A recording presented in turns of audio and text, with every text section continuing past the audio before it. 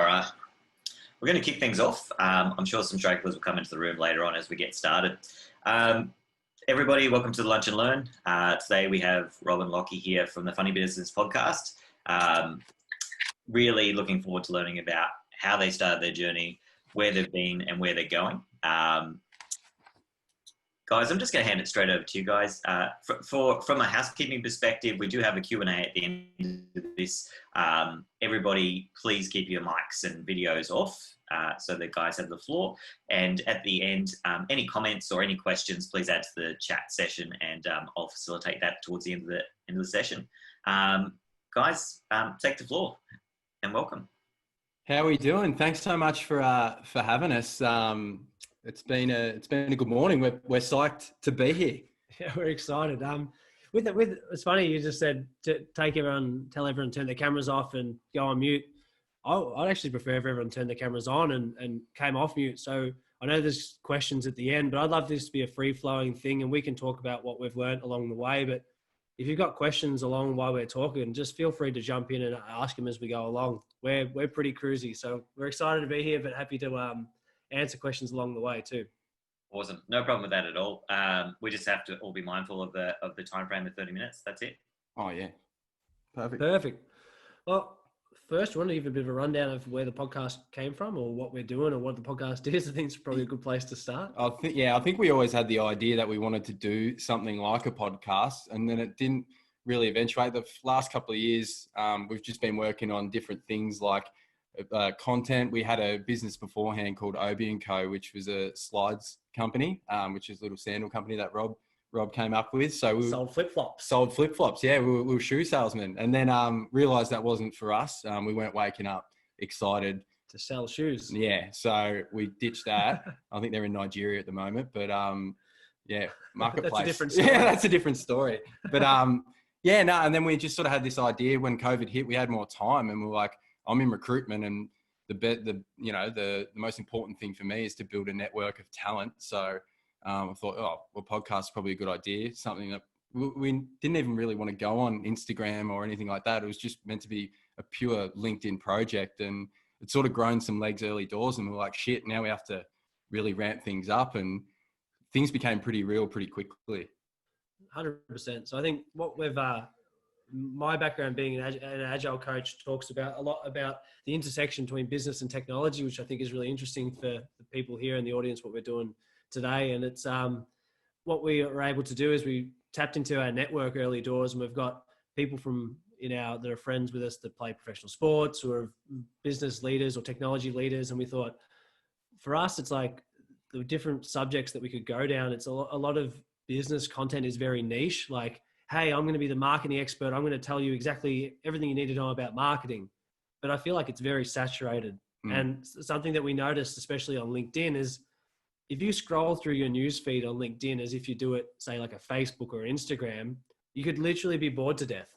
And it's funny because you look through it, and it's not in a bad, like, we don't want this to come off rude or obnoxious, but it's not giving yourself justice with the type of content that you put out there.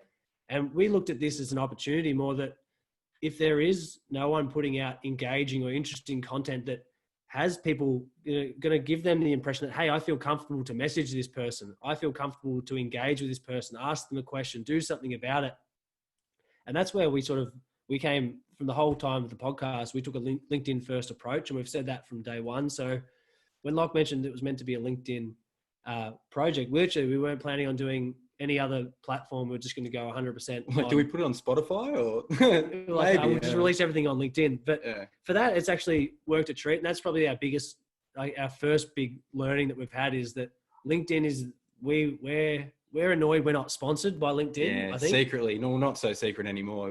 We're pissed off. Yeah, pissed off. Yeah. But there's probably the second big thing was the network and building that community. And I suppose we speak to a lot of guests, and we have people who Donata Ice Cream and other brands like that. Sean Ellis did the growth marketing for Dropbox. Like we've been so grateful and lucky to talk to amazing people from all different ranges of fields and to understand and pick their brains of what's made them successful. So to start building a community of these amazing people from a wide range of industries, what we started seeing is a lot of similarities that come out. So we talk a lot about like emotional intelligence, how to build high performing teams, culture, importance of culture. Yeah. We talk about like psychology of marketing and where like the industry of content and meditation, mindfulness.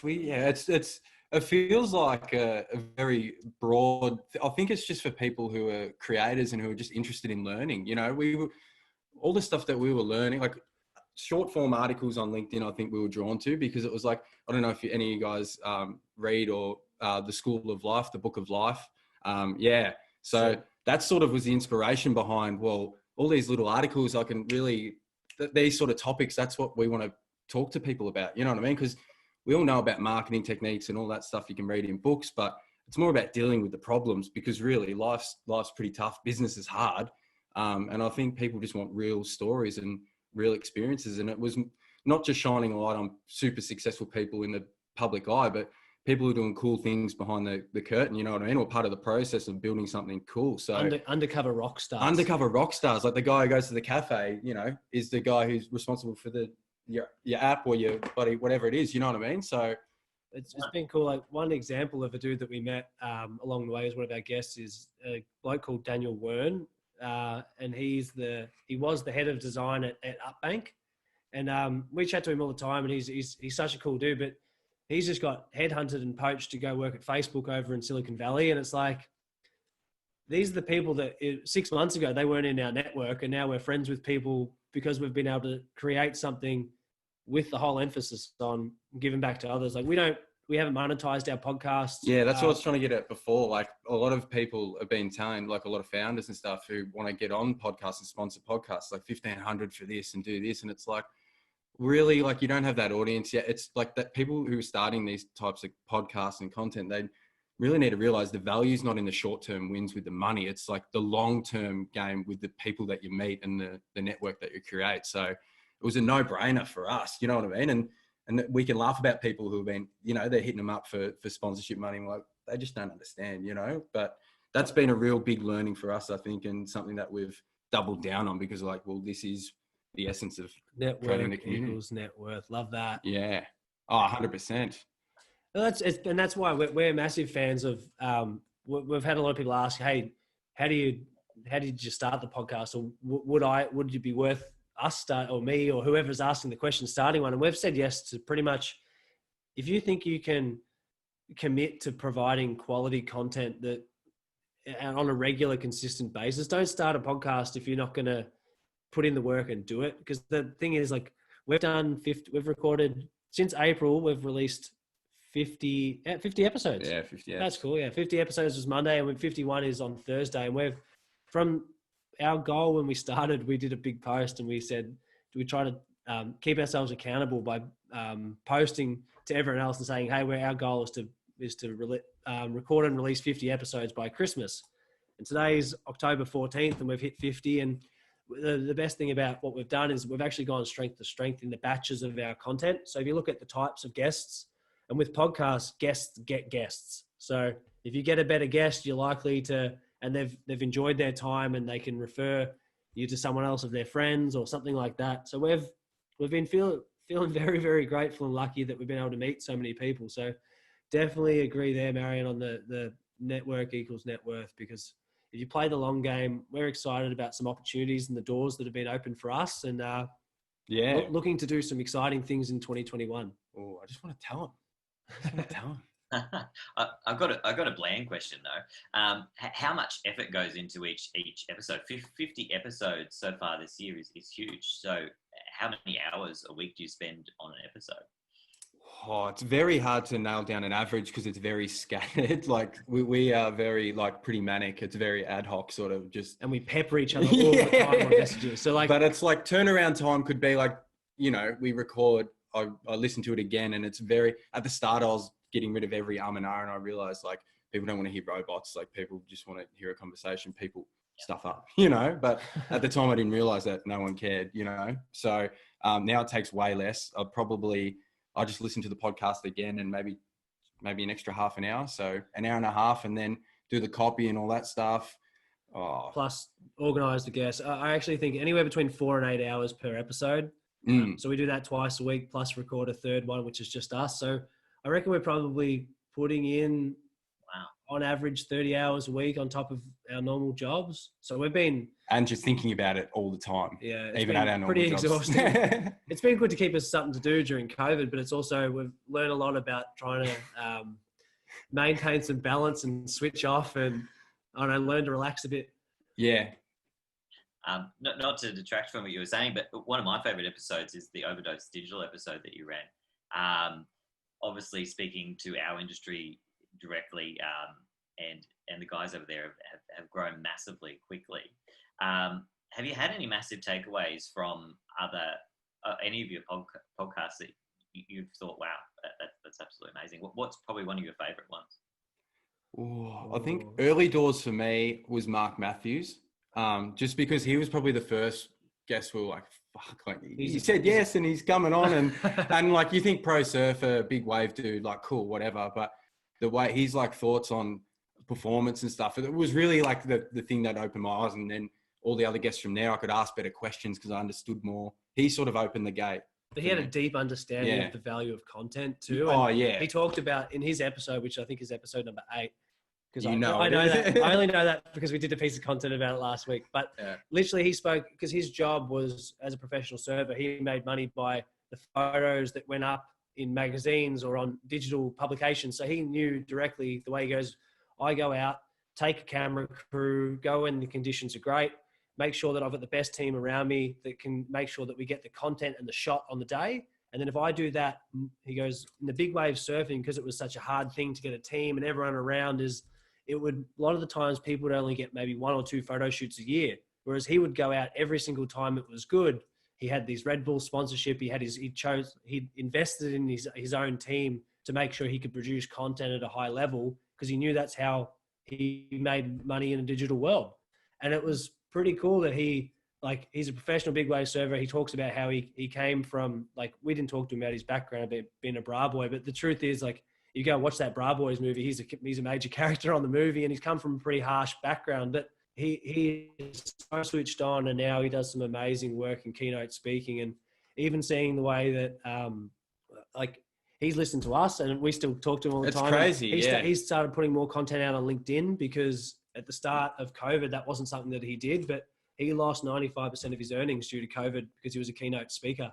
So now he has transitioned and does a lot more like online webinars and things like that. But his episode and performance, mindset, and even just like basic understanding of how the internet works. I was like, you're the man, Mark. Well done. But like, it's hard to pinpoint just one. Like, honestly, I feel like every episode we're kicking each other under the table going, what the fuck? Like, this is mind blowing, you know? And it's, we've just, been lucky enough that they're, you know, it feels like everything's interesting because it's different industries and it's not just the same thing. We're not talking about the same thing all the time, and everyone's got different stories. So it keeps things fresh, you know what I mean? So it's like, it's very exciting every episode. And it's been a while. What topics are you guys most interested in? So the Overdose one is because Todd is the man. Todd's the king. Yeah, he's killing it. Well, actually going on Overdose and chill. I think it's the day before grand final day next week. So, but Big Toddy, what he's doing and how quickly he scaled. We were both like, what the fuck? Like, this guy's a machine. Like, winning awards, and the way he's branded Overdose, and he's got the right people. Like, his co-founder, he's a young buck, wasn't he? He's like our age. I think he's only like 28. Yeah. Like so he's kind of like a pioneer. Like, he's a bit of a rock star, I reckon. I liked Todd. Yeah. He was interesting, mainly because like his dispersed model of how he did. Like, he's grown his business by acquiring other businesses, but he only invests in good people. And the fact that he's the top of his game in the digital world and understanding how online marketing and all that sort of good stuff actually works, you can see the brands he started landing here in Australia and New Zealand. And you go through them all, and it's like, he's getting the best of the best. And it's like, he's the small player. And you're like, imagine once he's already in 7 countries. Imagine once he's in 25, like he's planning to be. And he'll be one of the biggest media agencies in the world. Yeah. He's doing great things. He's got a great no BS approach to his clients and what he's doing. So I think that's awesome. From the structure of how you run your podcast, it's very natural. And it's one of the things that draws me to the podcast. Was that always your aim, to have this very natural conversation that you're having, or did you think you wanted to go along a more professional route? Sorry, I'm not saying the podcast isn't professional. No, I like it. I love the it. fact that you said that. No, I know what you mean. I think at the start we had like more questions written down and tried to have that structure because we were just noobs and didn't really know. But then we quickly realized like the more like free and loose it was, the better it was. You know, like the latest one we recorded with Dan Remy yesterday was probably the most conversationalist it's felt. And it felt like we both said it felt like a Rogan sort of podcast where it was just, as soon as they came on, we just started talking. It was easy, you know, and it went down the rabbit hole of whatever. And it's like, well, this is the space we want to play in way more. I think it's helped being behind a computer and not being able to like, I think if going out and doing it in public or in a physical form in an office might be a little bit different because it feels like me and him are just hanging out and no one's really listening. So I think it's been like we're kind of wearing a mask, you know what I mean? But there's one thing, we spoke on one of our early episodes with Jackie Frank. She spoke about the importance of authenticity. And coming back to your question, Adam, is that we don't have, like, I'm in a corporate setting and I used to wear a suit to work and I've done all that other good stuff too, but I didn't feel like who I was as a person. And I think that by doing a podcast and trying to which it's us as our own brand, it's putting ourselves out there in the way that we want to be perceived to everyone else. And if we were going to go, it's not without trying to sound rude, but if we were going to go suit and tie, super professional, if anything, we've got looser as we've gone through because we're like, well, no, fuck it. It's our show, you know, like who cares? Yeah. No one can tell us off. Or if they do, like, what are they going to say? We're moving so quickly too. It was like, we can't really afford, we didn't have time to plan that. And we're not journalists. And we're not journalists, you know? So we're like, fucking. We're talkers. And it's just, I don't know, it just felt more natural the longer it's gone on. And now it just feels like, yeah, it's not saying easy, but it's flow. It's like we've got used to how to do it. We're actually really excited now to start doing we've got some different variations of things that we're going to be doing as the podcast to help it grow. So we are very lucky in the sense that the way that the world's working in the digital landscape is that attention spans have continued to be reduced and reduced and reduced and reduced. But a podcast is a long form piece of content, and we're getting people we're putting out 2.5 hours of content a week, and we know people are listening to everything. Sometimes they're listening to podcasts 3 times, the ones that we released 3 times. Like we had one that we released a couple of weeks ago with Nigel Dalton, the head of innovation for REA Group, who was responsible for growing realestate.com.au and all some of the amazing work that they have there. And that episode went for about 3 hours, and we had a bloke message us the day after. He's like, I listened to it on repeat 3 times to the whole day with a notepad, taking notes of what it was. And we're like, well, that's why we're so strongly, like, once we started getting in the flow of releasing episodes, we're like, well, this is such an amazing networking opportunity, but also a trust building thing, is that we very much respect the fact that people choose to listen to us. There is lots of different options that people can go out and listen to, but for them to actually, it's like to get someone focused and get their attention so difficult. And we're getting to thinking. It's 2.5 hours of them listening to us talk shit. And we're proud of what we do and put out, but it's also, we're proud of the fact that people choose to sit down and listen to us in long form. And we know the value for us in the future is going to be breaking down our content and creating those, as much as it's like, you can't beat them, join them. It's how do you condense critical thinking down into 10-second clips that allows people to understand that you know your subject matter inside out. Confidence. Yeah. As a listener, I've gained huge value out of a number of your episodes. I guess from another perspective, just something a little bit more practical, especially at the beginning, how did you start approaching people to get on, to get involved with you and onto the podcast? Yeah, so I suppose the first episode with Nick, he's just been a mentor for Robbie for probably the last, how many years? 5 years. He got you on board in terms of the agile space. So he's Mr. Miyagi type of setup. So he was always going to come on, and I think he was a good guy to have on because he's got a bit of credibility in that space. And I think the business side of things was critical at the start, like to really get a bit of credibility there. So to have him jump on board, and then we asked, who was it? Avi Zelenko. I just think he probably never been asked to do a podcast before, and he was the product manager at Atlassian. Now he does the feed at LinkedIn. So it's like, well, crazy. Like we just we hit the right people early, and I feel like Yeah. And LinkedIn. And LinkedIn, So like, literally, it's like- honestly, it's LinkedIn. Like Laura Henshaw, I messaged her on LinkedIn. She was like, Tell them how hey. you got Sam Wood. So Oh, Sam Wood, Sam Wood, ex-bachelor, and 28. Well, I didn't even know he was a bachelor. I thought he was just Yeah, 28 you by make Sam you Wood. talking shit. You always say that, but It you makes do know. sense. But literally, Locke sent him a message saying, Slam and Sam, don't make me ask you. Yeah, because he, You know, like- and he's just like, oh, now I have to kind of thing. And it's honestly that approach of just not giving a fuck. Like if like we can't fake it. Like if we're like us super authentic on the podcast, we can't be anything else outside of that. So if anything, it just spurs me on to be a bit more just not caring. You know what I mean? And it's because we saw the results early. So if anything, it's definitely the confidence and building that brand. And now we're finding like a lot of people are reaching out and they know how to they talk to us. Like they swear in the first message and it's like, oh, you know, I don't have to pretend like it's a, you know what I mean? Like it's pretty it's funny. just easy, you know, like it's an easy conversation to have. And I think, yeah, that's probably one of the biggest things I've seen the last couple of months, I suppose, is the communication the other way, people reaching out in a real casual way, and it makes life easy, I think. We've got a lot of guests from just literally just being as nice as asking as nicely as possible. Hey, And pumping them up. pumping your tires. We'd love to chat to you about blah, blah, blah. Here's a link. See some of our other guests. If you're interested, just let us know. But if you're not, all good, you know? And it's like that hit and the miss thing is you can ask heaps of people at the start. We had to sort of scramble to get guests. But now over the past probably month and a half, we've got a backlog full of episodes. We've got a month worth of content in the bank. We've got guests pretty much booked up till Christmas. We've got PR agencies reaching out to us to offer us guests. So it's like, and now that's a good way of doing it too. Like LinkedIn, connecting with PR people. Yeah, send us your client list. All right, no worries.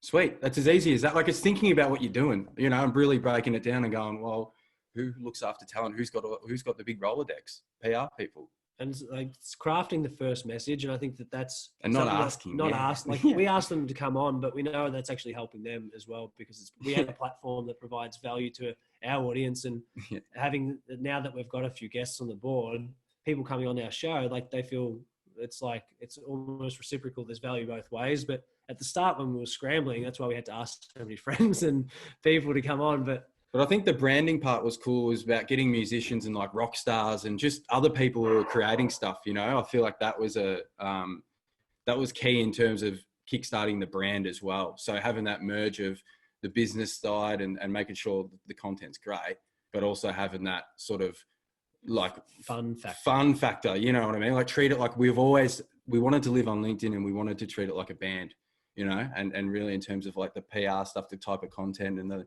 sort of the less fucks. And then it's worked out pretty well so far. So I think that was important too, to mix it up and sprinkle, you know, the real thought leaders in the industry with the rock stars, with the athletes, with the whatever. So really taking that Joe Rogan broad approach, you know what I mean? Like, oh, if you want to hear from a sleep expert, that'd be great. You know what I mean? We'd love, if you guys know any sleep experts. Yeah, experts, if you know any sleep to experts. Sleep expert. But stuff like that, like interesting things, you know, like, and just, yeah, it's literally drawing inspiration from that type of setup of the Rogan sort of model of getting interesting people on and who've got interesting stories. And yeah, it's been fun.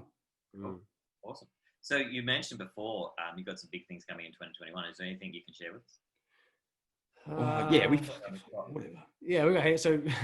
we've got one of my ex-colleague who is just starting up our own coaching business. So she's starting off doing some stuff as of next week with a few clients, doing some agile coaching and helping with their organizational structure and how their processes and stuff work, really just trying to give them a bit of a spark and inject some energy to help them perform at a high level. So that's pretty exciting. And that's going to continue to hopefully grow out as of next year. And if you look at what the podcast has been able to do for us, we're meeting all these people that are CTOs and are CEOs. And all of a sudden, once we do have a service or a product to offer them, it's going to be a lot easier to sell because we've got warm leads. And that's how I look at it. And it's not like we're going to have to be like, hey, we do this, now buy it. You know, like we've built up a level of trust where people are going to like, well, I know he knows what he's talking about because he's not only validated his own thinking by challenging it and talking to people across the world from different industries, he's taken the both of us, and Locke's going to be doing some other stuff as of next year. So with some different workshops and progressing into some more video content. So we're going to be looking at doing some vlogs, and we got, it's going to be like the Osbournes, the Kardashians, the Osbournes. Like we're literally having a content person going to follow us around. It's going to be like a video series on breaking down content, like you see articles, but it could be us going for a surf into workshop, like a branding workshop, into recording a podcast, whatever. It's really showing off that entrepreneurial sort of side, but and having characters and friends come in, and it's going to be treat like a LinkedIn reality TV show. So we've got, so the exciting news that we've got is there's a bloke, I don't know if you've listened to the episode by Jadden Comerford, who's the founder of Unified Music Group. So he's built people like Vance Joy, Tash Sultana, Tones and I. He's been the person behind those Ocean Alley, which is one of Australia's biggest rock bands at the moment. Good sell. And we've been talking to them at the moment. We're just going to be we're their first podcast that they've signed to their label. So we're excited to just be involved with people like that and being able to help them too, because it's a completely new territory going in to try and, I guess, we're Lach and I keep calling ourselves pod stars, you know? You keep calling yourself pod stars. It's very arrogant, it's isn't ugly. it? It's very ugly. It's an ugly look. It's not a side of us that we should show, you know? But it is like that. And it's very like, it's exciting because in terms of the PR and the publicity stuff and the branding part, it's just going to be very interesting, and it's a completely new space. So I feel like we've just got a blank canvas and things are about to go crazy. Because for us, we haven't spent any money on marketing. Everything we've done is via organic reach and word of mouth and referrals of friends, and just by connecting with people on LinkedIn. So hopefully partnering with someone who's just been an industry heavyweight can really help put us in the ears of people who are going to like us. Because what we've found is we know that when people find our podcast and they listen to our content, they get real value out of it. So for us, it's like the product, the idea has been validated. It's been confirmed. We've built this up as an MVP and the skeleton, and we've done things bare bones, and we're using shitty programs. We're using shitty equipment. It's time to level it up and start upping our content game, using better stuff, and making sure that when we're actually looking to scale this out and going to pump some money into things to start driving a bigger audience and grow the podcast to the size that Lach and I have got in our heads, it's going to take better quality stuff. So we're excited to see where that can take us, because we know we need to do it, and we've actively chosen not to yet until we've refined the idea enough until it's ready to go. And we're pretty much at that point now, and we're just waiting to sort of sequence some things up and me finish my work up at where I'm working at the moment, and move towards being more dedicated to the podcast and not having that split focus. Because like we mentioned before, like trying to work a normal job and pump stuff out in the podcast. My wife hates me a little bit because I'm always working, and we've moved to Torquay and we've got this fun stuff around us, and we're too busy just pumping out podcasts. But yeah, excited for 2021. I'm got to smell the roses a bit, you know. Yeah, smell the roses a little bit and enjoy life a little bit, because it has been. We know the trade-off's real, like smashing it. We know that it's going to sacrifice a lot of other areas, but now it's time to wind down a little bit and get funky with the content and have some fun. Some fun, hopefully, yeah. It's just another reason to look forward to 2021. All right, guys. Well, we're going to wrap it up. I will throw to the floor to see if anybody has any questions, but I haven't seen any come through the chat. Marion, you have any questions? You guys are great. I'm here for the banter. I love it. I thought it was going to be like that. It's cruisy. It's always good talking to like-minded people. Yeah, I'm not working. You know what I mean? It's good. We're having a chat. We had teriyaki chicken don for lunch. We had teriyaki chicken don. It's awesome. If you come to Torquay, OEC, near Coles, Japanese joint, off its head. Cheap. Well, I'm trapped in Metro Melbourne in Brunswick, so as soon as I can escape, then hell yes, because I haven't seen the ocean in like 6 months. So. Oh yeah, it's My dad feels the same. He's trapped in Melbourne in East Keilor, and he sends me messages nearly every single day, asking me what the water's like, and I have to tell him it's a fishing day, and then I have to deal with him being emotional. Then you're in the barrel, sending photos. Yeah, I feel for you being stuck in lockdown. Hopefully Dan the man lets us out, huh? Come on, Dan. Come on, Danny boy. No, just thank you. That was really lovely to hear the process. I've been on a couple of podcasts already, and I've always had so much fun. So I'm super interested in the platform. So it's really nice to hear your approach, that it's much more chill and cash. So can't wait to see what you do. Oh, appreciate it. Thank you so much. Yeah. Thanks for having us. Yeah, no, it's been real. Awesome. Really appreciate your time, guys. This will be sent out via our recording as well. So to our larger membership, and hopefully a lot of them watch it. Looking forward to seeing what you guys bring in 2021, and looking forward to the rest of this year, actually. And I can't thank you enough, and look forward to seeing you soon. Hey, cheers, Adam. Take it easy. Hey, if like we said, anyone that wants to talk to us on LinkedIn, hit us up and connect, because that's where we live. Awesome. Cheers, Sean. Have a good one.